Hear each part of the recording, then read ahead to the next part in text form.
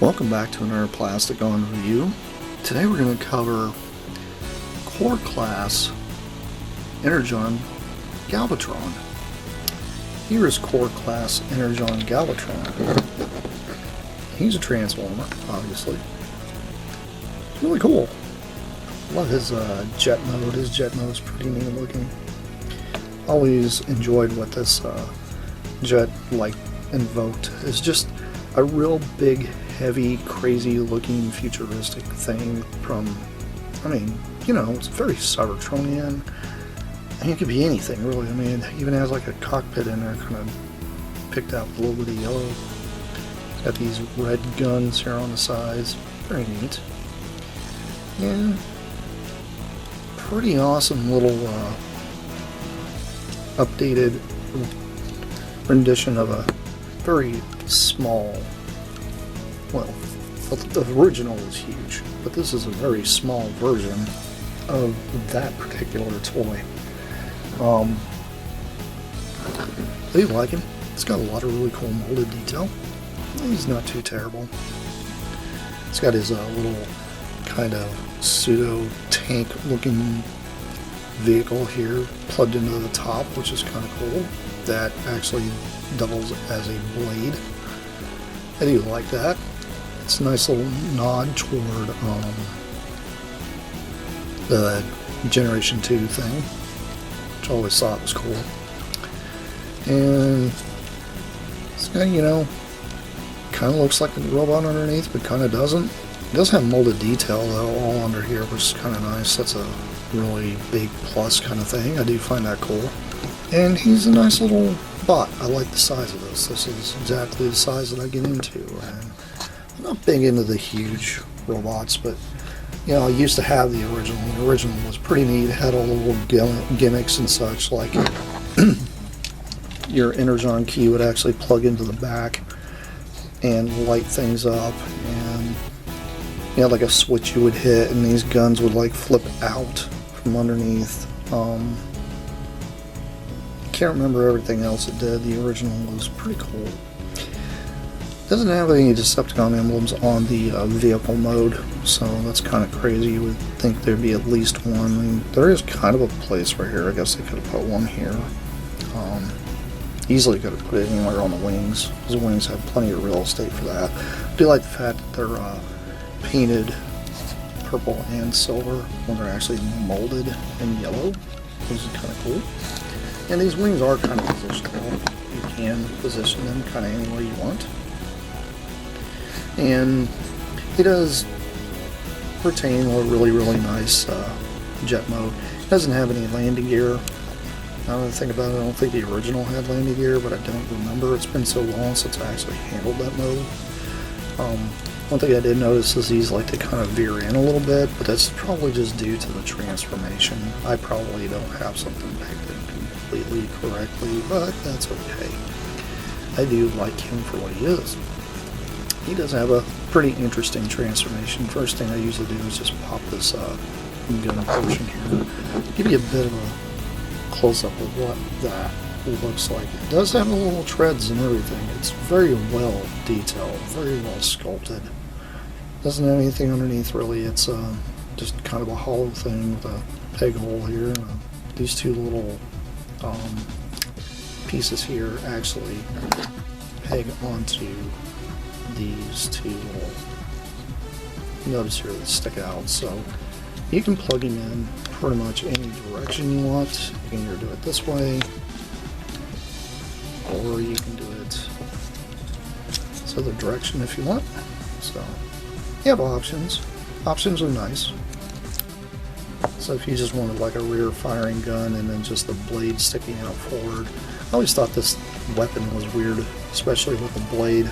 It's one thing I kind of wish that the blade came off. It would have been nice to do that, to kind of give him a sword and a gun, because the original toy you can actually take the sword out and actually put it in his hand as well. I do remember doing that.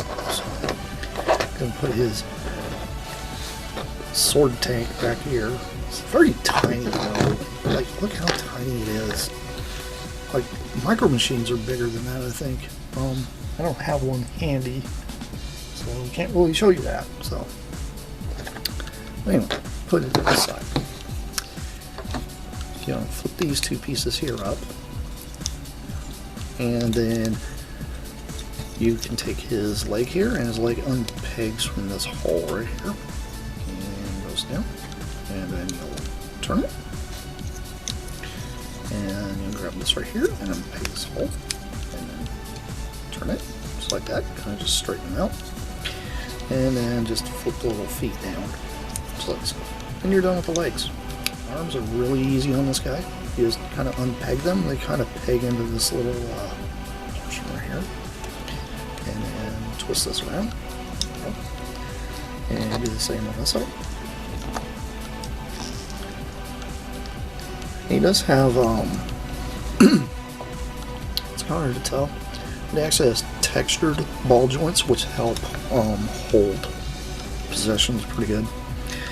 And then this part here, it's an optional thing, but you can spin it around if you want. So it just kind of, this right here is like an orientation thing, so it's kind of either way you want to do it. One of these allows you to fold the cockpit back further, which is this direction. Because if you do it the other direction, the cockpit will only fold down that far. So it just depends on how you want to display. And then you'll just take his little head and turn his little head around. And there you go. You got Galvatron in his robot mode. And he's really neat. I do like him a lot. He's got a really nice head sculpt.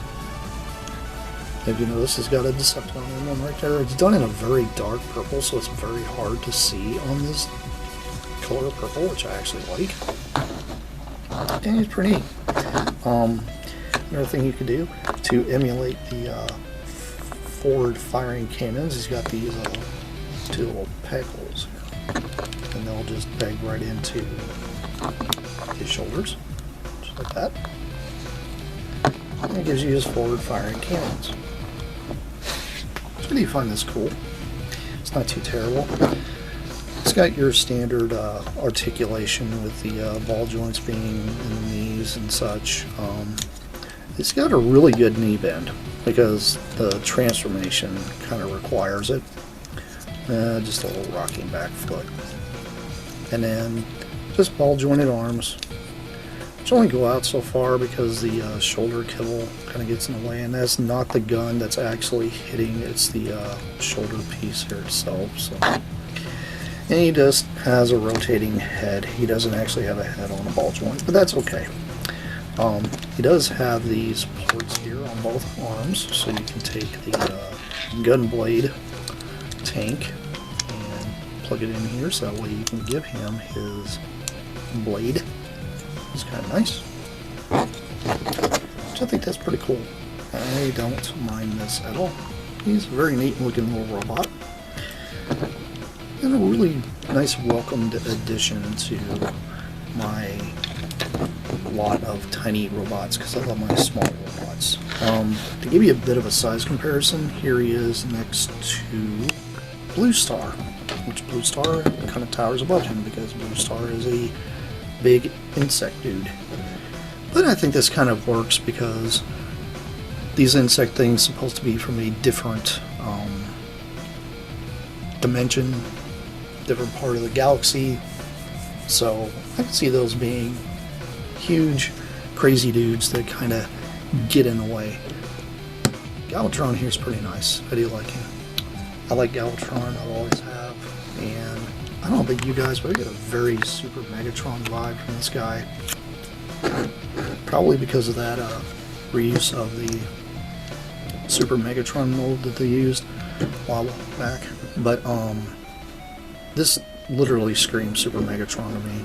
I know there's going to be a way for me to be able to fudge a tank mode into this thing or do something. That's just how I am. You guys know me. I'm very creative with what I try to do. Just because, I don't know, I like making my own stuff. I find it cool. But anyway, this has been Plasticon. This has been a quick review of the core class Energon Galvatron. Say that 5 times fast. I'll get you guys around. We've got plenty more coming your way. And that's it for now. Bye!